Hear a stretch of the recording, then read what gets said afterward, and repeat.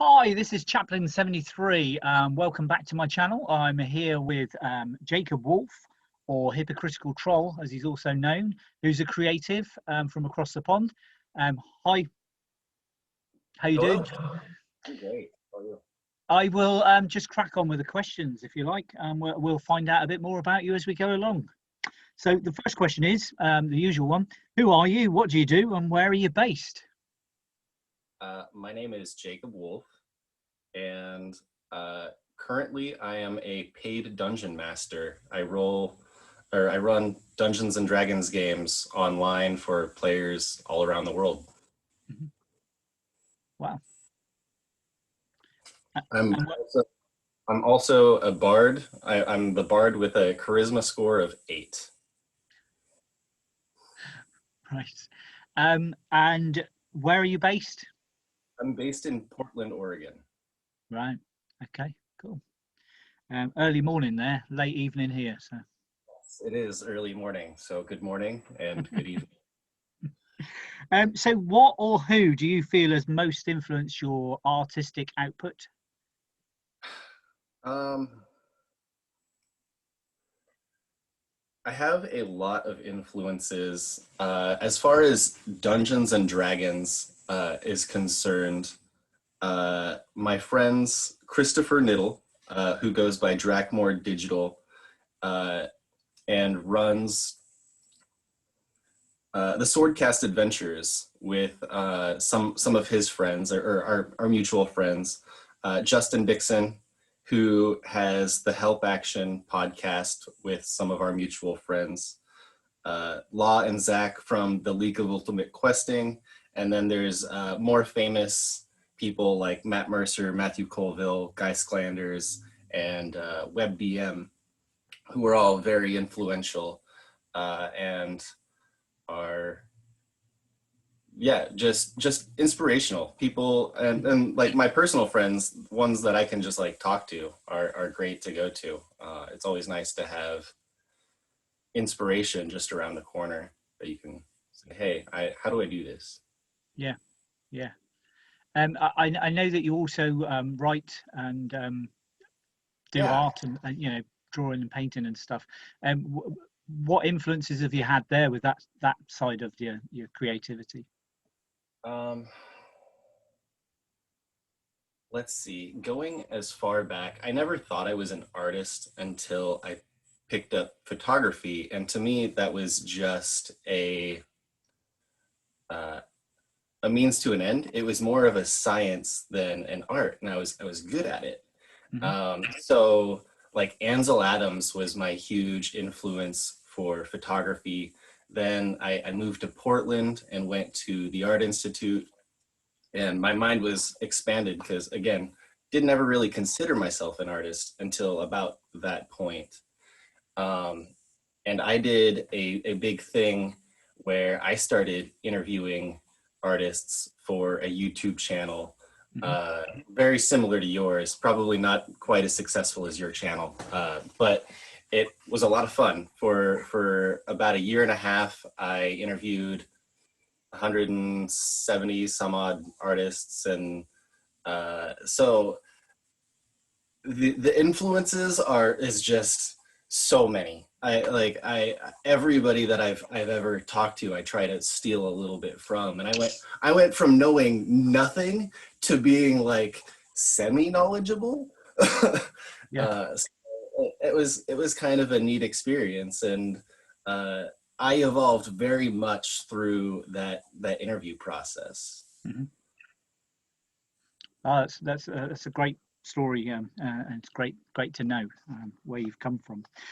So what advice would you give anybody who wants to be creative, an artist starting out? And was there any advice you received that you found useful, or that you wish that you'd ignored? Okay, the advice that I received that was super useful, I was painting with a friend on the waterfront, Mm-hmm. and another guy came up to us and he said that his grandfather knew Pablo Picasso. And Pablo Picasso told his grandfather, told us that in order to be an artist, you must also, in order to be a successful artist, you must also be an inventor, Mhm. which I can't disagree with. Anybody who's successful is because they're coming up with some great new idea that blows the minds of the world around them. My personal, uh, my personal advice is not so outstanding. It's just make lists, make goals, and break those goals down into smaller goals and lists within lists. Don't waste your time. Always be doing something that is moving you forward, not moving you backwards. Focus on one thing at a time, because that is a huge issue that I have, because I want to do 800 things, but if I'm doing 800 things, nothing ever gets done. But still, don't forget about projects on the back burner. I know we talked about some projects that I have on the back burner that are going to be coming around the corner again soon.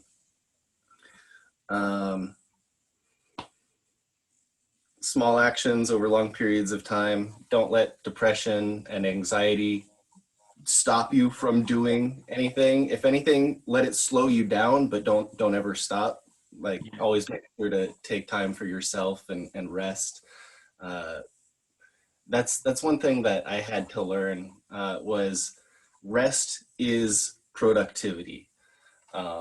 If you're not resting, it's hard to be productive, because you're gonna crash and you're not gonna want to do anything.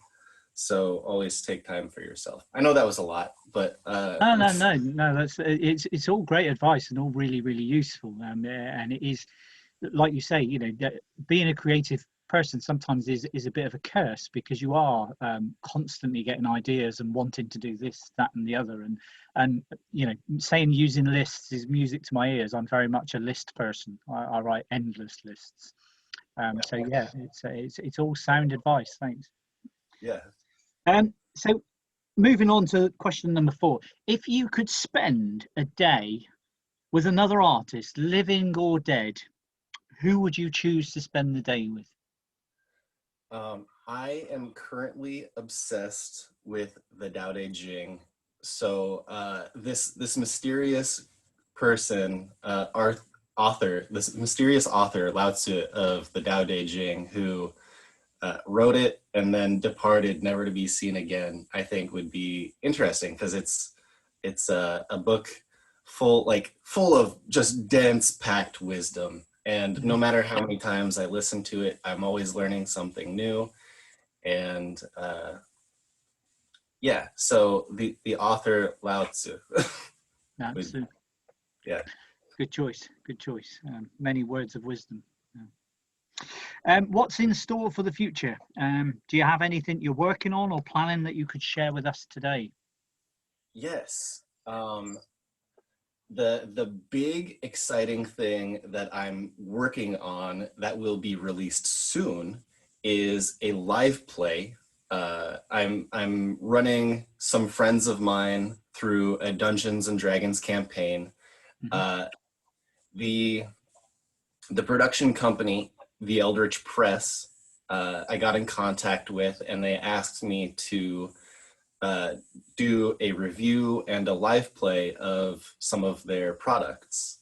So I'm extremely happy to be doing a live play. We got it sponsored by RPGpride.com.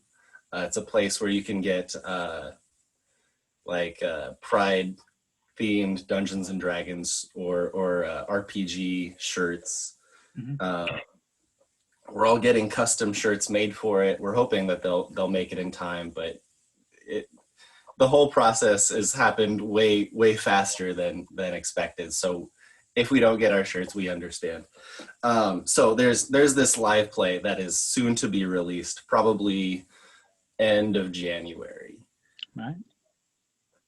I'm always releasing new videos, always working on new stuff. I just put a new video out maybe an hour ago. I've got my passion is collaboration projects. So there is my haiku book that has been on the back burner for a while, that in 2021, I'm going to be releasing a smaller version of the end product. Everything that I've collected so far, compiled, and something that I can put into people's hands that they can be like, oh yes, flipping through this, I like this project. I would like to be a part of it. Sorry, don't mind my barking dog in the background. She doesn't understand the concept of recording. No worries.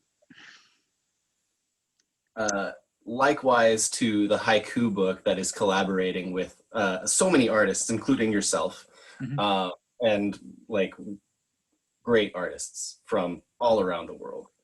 I am going to be putting out a book of weird unicorns, because unicorns are boring. I just think that they're like the worst, most boring creature in Dungeons and Dragons. I'm asking a bunch of people to help me create fun and interesting unicorns, and we're going to compile them into a book and release that.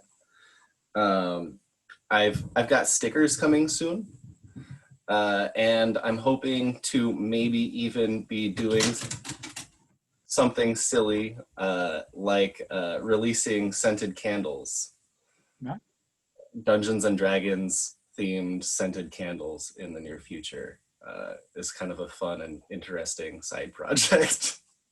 It's not something I would have ever linked together, scented candles and Dungeons and Dragons. Who thought, right? I didn't. I'll show my ignorance here. I didn't realise that Dungeons and Dragons was still as big as it quite obviously is. It was something that I came across when I was very young.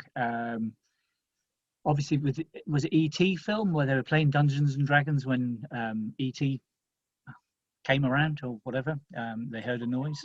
Maybe they were all smoking in the basement or something. I don't remember the scene, but yeah, I think that's the first time I'd ever heard of Dungeons and Dragons, and it was quite big when I was at school. A lot of kids were into it then, but I hadn't really heard much about it for many years. But it does seem to be making a huge comeback. It's way more popular now than it has ever been. Wow. It's a fun and exciting time for the nerds. See, I've learned something. I've learned something today. So that's always good. Every day's a learning day, as they say. So yeah, is there anything else you wanted to share before we finish the interview? Any other plans? Let's see. Nope, that's about it. Fabulous. You can find me on YouTube at Hypocritical Troll, and I've got a Discord and a Facebook group. But if you send me all the links to that, I will put the links below this video when I upload it to my YouTube channel, so that people can just directly click straight on them. But thank you for spending some time with me this morning over there, this evening over here. It's been very educational for me. Thank you. Thank you, Chaplain. I appreciate it. No worries. And if you like what you've seen today, please hit subscribe to my channel, and listen out for future interviews. I'm hoping to do quite a few over the next few months with some really interesting artists and creatives from all across the world. So thank you, and good night.